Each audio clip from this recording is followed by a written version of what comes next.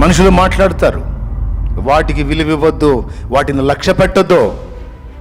ఇంకొకటి చెప్పనా, నువ్వు వినే కొంది ఎక్కువ అవుతాయి ఆ మాటలు. సైతాను గాడు మన బలహీనత తెలుసు వాడికి. మనం ఎంత బాగా వింటుంటామో అంత బాగా అందిస్తూ ఉంటాడు వాడు. వినే కొద్ది వస్తుంటాయి ఆ మాటలు. ఎప్పటిదాకా వస్తాయి తెలుసా? నీ ప్రాణం విసిగి నువ్వు చచ్చేదాకా వస్తాయి, నువ్వు పూర్తిగా పాడైపోయేదాకా వస్తాయి, నిన్ను నువ్వే చంపుకునేదాకా వస్తాయి. కాబట్టి వాటిని లక్ష్య పెట్టొద్దు, వాటికి చెవి ఇవ్వద్దు. దేవుని మాటలు విను, దేవుని పాట విను, దేవుని ధ్యానం చేయి, దేవుని వాగ్దానాన్ని నమ్ము, దేవుని బలాన్ని, జ్ఞానాన్ని, శక్తిని నమ్ము.